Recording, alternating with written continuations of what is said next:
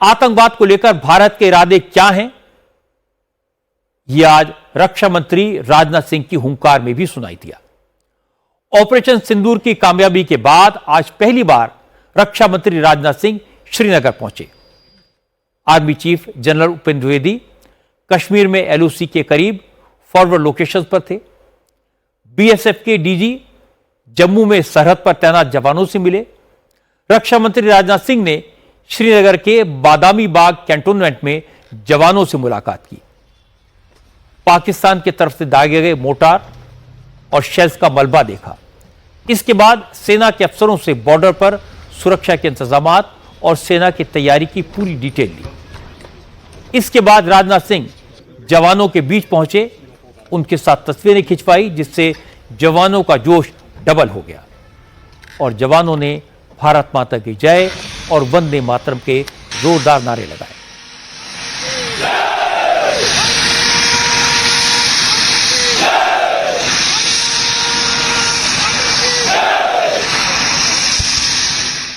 राजनाथ सिंह ने कहा वो रक्षा मंत्री के तौर पर नहीं, एक पोस्टमैन की तरह जवानों के बीच आए हैं। हमारे बहादुर जवानों के लिए देश के 140 करोड़ों का सलाम लेकर आए हैं।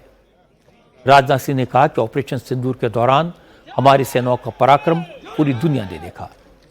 हमारी फौज ने पाकिस्तान को 23 मिनटों में घुटनों पर ला दिया।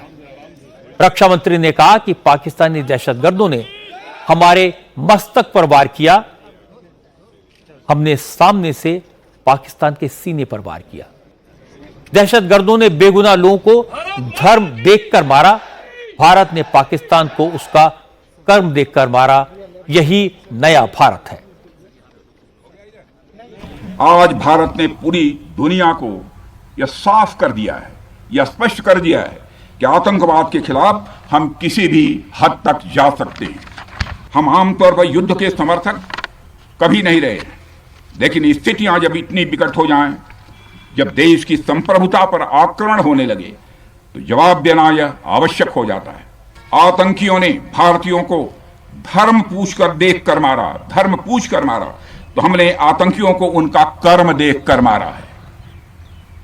उन्होंने धर्म देखकर बेगुनाहों की जान ली, यह पाकिस्तान का कर्म था।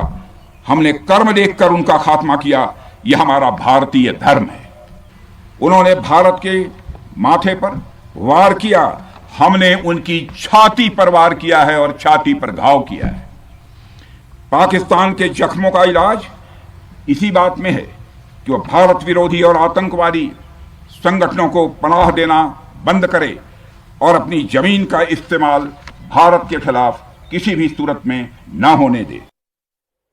इसके बाद राजनाथ सिंह ने कहा कि प्रधानमंत्री नरेंद्र मोदी साफ साफ बता चुके हैं, अब भारत परमाणु बम की धमकियों के प्रेशर में आने वाला नहीं है। अब अगर आतंकवादी हमला हुआ तो इसे एक्ट ऑफ वॉर माना जाएगा और इससे भी तगड़ा जवाब मिलेगा, जैसे अभी मिला है।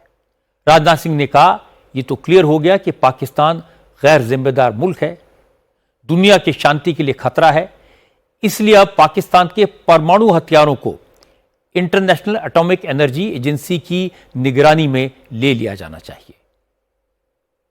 के खिलाफ भारत की प्रतिज्ञा कितनी कठोर है, इसका पता इसी बात से चलता है कि हमने उनके न्यूक्लियर ब्लैकमेल की भी परवाह नहीं की है।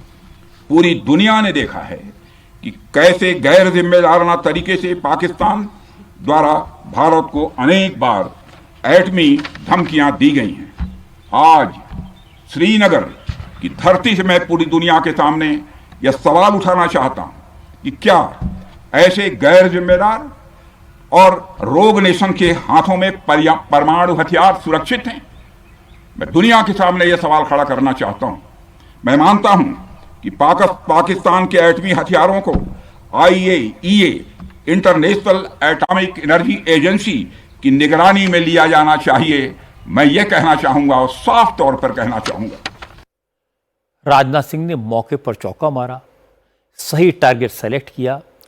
ऑपरेशन सिंदूर के दौरान पाकिस्तान ने बार बार न्यूक्लियर अटैक की धमकी दी थी, लेकिन हमारी एयरफोर्स ने 23 मिनट के लिए पाकिस्तान के पूरे एयर डिफेंस सिस्टम को जाम किया फिर उसके एयरबेस तबाह किए और फिर पाकिस्तान के न्यूक्लियर इंस्टॉलेशंस के दरवाजे पर मिसाइल्स दागी। पाकिस्तान को मैसेज दे दिया कि वो अपने परमाणु बमों की धमकी न दे, अगर गड़बड़ी की तो ये परमाणु बम पाकिस्तान को ही कब्रिस्तान बना देंगे, क्योंकि भारत की मिसाइल्स का अगला निशाना पाकिस्तानी न्यूक्लियर इंस्टॉलेशंस भी हो सकते हैं। इससे पाकिस्तान डरा और भागकर अमेरिका के दरवाजे पर मदद के लिए गुहार लगाई। इसके बाद ही पूरी दुनिया में इस बात की चर्चा है कि पाकिस्तान न्यूक्लियर पावर होने के लायक नहीं है। उसके परमाणु बम आतंकवादियों के हाथों में जा सकते हैं। अगर बच गए और फिर भारत में कुछ गड़बड़ हुई तो भारत इन्हें निशाना बना सकता है। इससे पूरी दुनिया को खतरा होगा। इसीलिए आज राजनाथ सिंह ने कहा कि अब IAEA को पाकिस्तान के न्यूक्लियर बमों को अपनी निगरानी में ले लेना चाहिए।